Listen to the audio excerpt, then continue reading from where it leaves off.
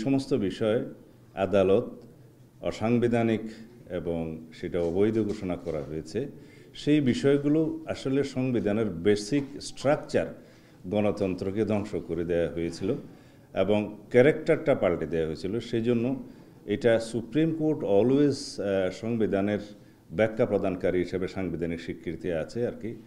Only supreme কোর্টই যে কোনো enactment পার্লামেন্টে যেটা পাস হয় এবং সংবিধানে যেটা পরিবর্তন হয় সেটা সাংবিধানিক কিনা সেটা ইন্টারপ্রিট করার ক্ষমতা সুপ্রিম কোর্টের। এটা সাংবিধানিক স্বীকৃতি। সেই হিসাবে কোর্ট মনে করেছে যে তত্ত্বাবধায়ক সরকার ব্যবস্থা যেটা ইন্ট্রোডিউস করা হয়েছিল, আমরা করেছিলাম, সেটা বেসিক স্ট্রাকচার হিসাবে স্বীকৃতি দিয়ে বলা হয়েছে এই বেসিক স্ট্রাকচার অর্থাৎ গণতন্ত্রকে ধ্বংস করে দেওয়া হয়েছিল, সেই জন্য এটাকে বেসিক স্ট্রাকচার ঘোষণা দিয়ে এটাকে পুনর্বহালের কথা বলা হয়েছে এবং সেই সংশোধনীগুলো বাতিল করা হয়েছে। বাকি যেটা supreme judicial council 96 article, supreme judicial কাউন্সিলের ইন্ট্রোডাকশনটা হয়েছিল 5th অ্যামেন্ডমেন্টে শহীদ রাষ্ট্রপতি জিয়াউর রহমানের সময়ে। সেইটাকে বিচার বিভাগের একটা রক্ষা কবচ হিসাবে দেখা হয়। সেই সুপ্রিম জুডিশিয়াল কাউন্সিলটা 16th অ্যামেন্ডমেন্ট কর্তৃক পরিবর্তন করে এটা অনেকটা সাবজেক্ট করা হয়েছিল সংসদের, সেটা আলাদা রিটের মধ্যে সেটা বিলুপ্ত ঘোষণা করা হয়েছে। বাট এইখানে 15th অ্যামেন্ডমেন্টে এটা অন্তর্ভুক্ত ছিল সুপ্রিম জুডিশিয়াল কাউন্সিল, সুতরাং এটাকে বাতিল করাতে যাবে না, এটাকে পুনর্বহাল করতে হবে, সেই জন্য এটা বহাল করা হয়েছে। আর দুইটা প্রভিশন যেগুলো নিরীহ প্রভিশন, যেটা প্রকৃতি সংরক্ষণ এবং নৃতাত্ত্বিক জনগোষ্ঠীর কালচারাল হেরিটেজ সংরক্ষণ, এগুলো সব বহাল করা হয়েছে।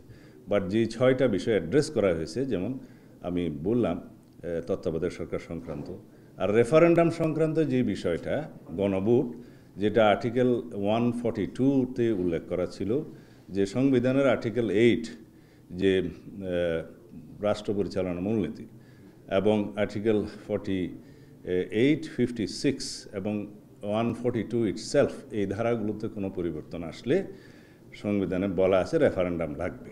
তো সেই বিধানটা আওয়ামী লীগ উড়িয়ে দিয়েছিল, সেটাকে পুনর্বহাল করা হয়েছে। এটাও একটা বেসিক স্ট্রাকচার। আর অন্যান্য বিষয় যেগুলো 7A and B, যে সংবিধানের 1/3 প্রস্তাবনা এবং কিছু তফসিল যেগুলো আওয়ামী লীগ তার রাজনৈতিক খাতিয়ার হিসেবে কোনো সংযুক্ত করেছিল, পরিবর্তন করেছিল, এগুলোকে ডিক্লেয়ার করা হয়েছিল যে এটা অপরিবর্তনীয়।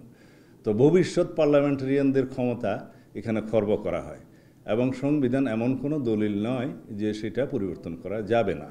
সুতরাং এটাকে অবৈধ ঘোষণা করে এগুলো বিলুপ্ত করা হয়েছে। 7A and B এবং 7A-কে বলা হয়েছে যে আর্টিকেল 7 হচ্ছে supremacy of the constitution declared, সেইটাকে বহাল রাখা হয়েছে। তো এই বিষয়গুলো আদালত সংবিধানের সাথে সাংঘর্ষিক বিধায় রায়ের মাধ্যমে এগুলো অবৈধ ঘোষণা করা হলো। আর যে সমস্ত আইন প্রধানত পার্লামেন্টে পাশ হয়, সেটাতে যদি কোনো রকমের কোনো অসাংবিধানিক বিষয় থাকে, সেটা ইন্টারপ্রিট করার সবসময় ক্ষমতা সুপ্রিম কোর্টের সাংবিধানিকভাবে।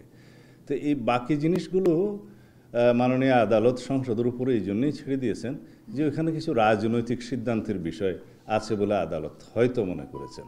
সুতরাং রাজনৈতিকভাবে নির্বাচিত পরবর্তী সংসদ একটি নির্বাচিত সংসদেরই কর্ম যাবতীয় সংশোধনী বিবেচনা করার।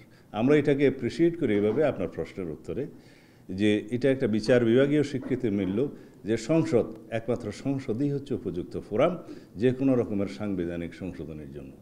ধন্যবাদ। এই জায়গাটা খুব ইম্পর্টেন্ট।